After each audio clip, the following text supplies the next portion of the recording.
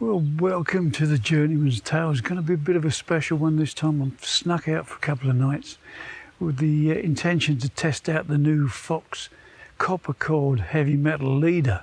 Now, if you've been watching the last couple of videos, I've been fishing over weed into a small gap before the next bank of weed.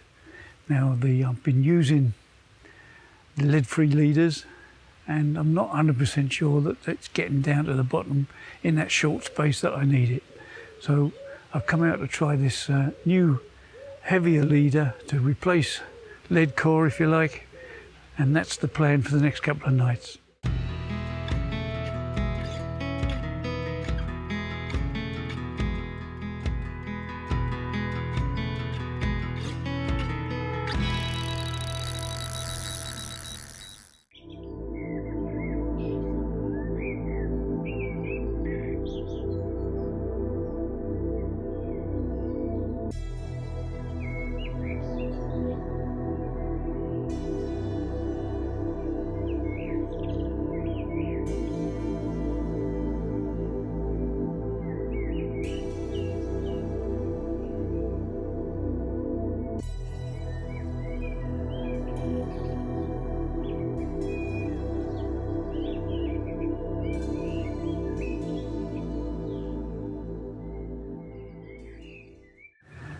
Here we are, result of a bit of a crazy half hour really, which I'll elaborate on later. But fortunately, this one came on the middle rod.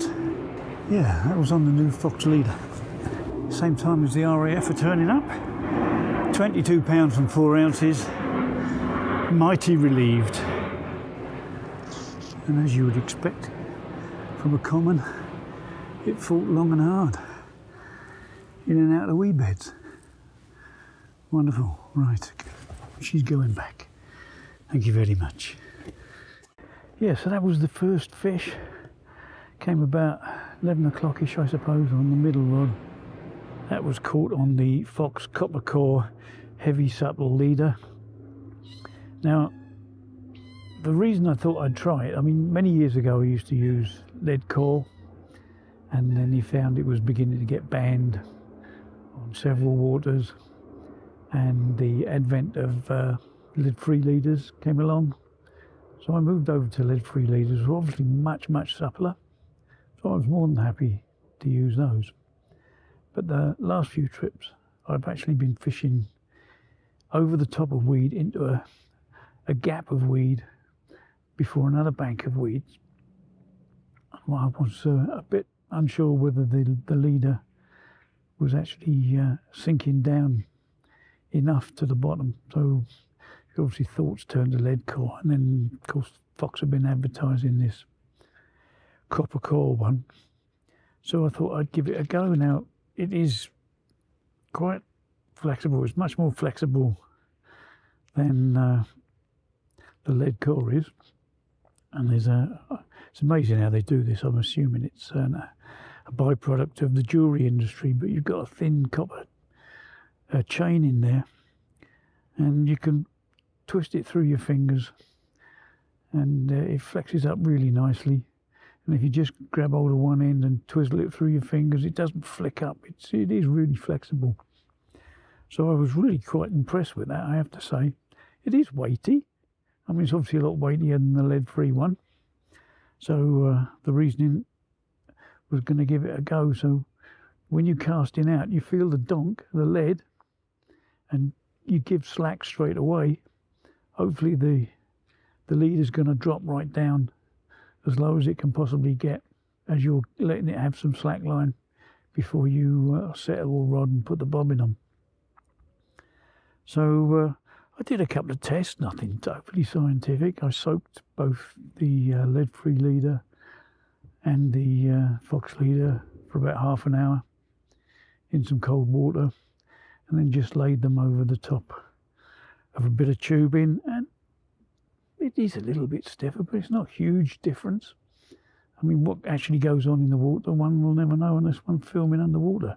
But I'm assuming it's doing what I want it to do, put it that way. And it just so happens that the run came on the leader. I was out there fishing a hinge stiff rig with this particular leader, and it's worked.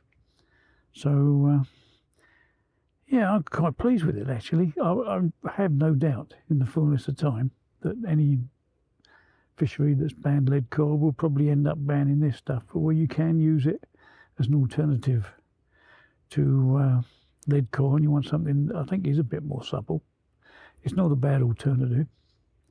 Incidentally, as far as leaders go and the Korda Heli surf rig that I use, a couple of them started discharging the lead on the cast for some strange reason, so obviously I wanted to change the spring. Now you can actually change the spring without dismantling the whole thing, and I know the newer versions of the HeliSafe come with an alternative red spring which is supposed to be a bit stiffer. So you can twist those on and twist them off, but I mean when I first started making leaders I used to splice the swivel onto the end of it, but I don't do that anymore because if you want to take it all apart or you need to replace anything apart from the spring, then you've got to cut the swivel off and resplice it. So what I tend to do is put a small loop that the swivel is attached to, so you can unloop it to remove any parts that you want to change or anything without having to destroy the leader. But yeah, I say first impressions, it's not bad, but as I say, I've got my doubts whether fisheries will start banning this, because I don't know what, if you're going to ban lead core, why would you allow this? I don't know. I don't know why people ban lead core anyway.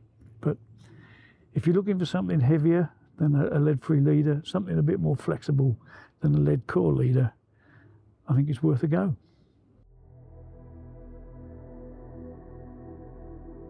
Well, unfortunately, not a great deal to report. It's coming into about 5 o'clock Tuesday evening, and I'm starving, so I've started cooking my tea.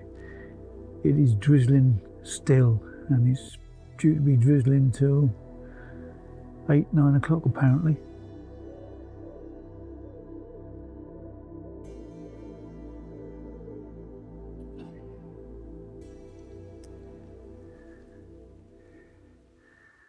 There we go, 1 o'clock in the morning.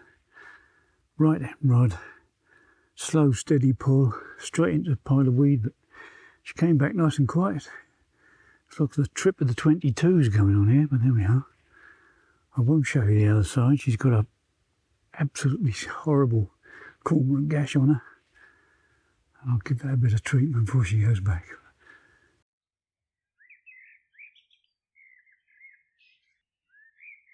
Well, there you have it. That's a quick 48 hours up at the Oxford Syndicate, trying out the new Fox leader. I've had 2 fish. It seems to be working. I've got no proof of that because other than the fact that I've caught fish, I've got no underwater camera, but it appears to be doing what I hoped it would do. It's sinking fairly quickly in between the banks of weed that I'm fishing over. As long as you cast it in, you can feel the donk, let the line go slack, let it sink down as best it can before you tighten up or do anything. Make sure the rest of the line is sunk over the top of the weed so it is going in, hopefully dipping down, lying flat. 2 fish have found it. It's not been easy, it's been quite hard fishing, but 2 fish have managed to find the bait. The birds have certainly been finding the bait.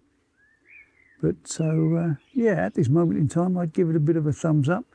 It's much more supple than the lead core I used to be using. I gave up using lead core when the lead-free leaders came out because they were much more supple. They're obviously not as heavy, but they're much suppler. But this is much more, or appears to be much more supple than the lead core. It's very easy to splice, and the only thing you've got to do, instead of cutting the lead, you've got to cut this copper chain. So I wouldn't use your best blades on that. Use an old pair of scissors to do that. But after that, it's very easy to splice. And yeah, I shall be using it again for further trials, but those are my initial thoughts on the product. Whether it stands the test of time or not, I don't know. I mean, if waters are prepared to ban lead leaders, for reasons that escape me, they're probably going to do the same with this eventually, but we'll see. Anyway, that's me done. Hope you enjoy it. Hope that brings you a bit of useful information. And I'll catch you all again soon. Cheers for now.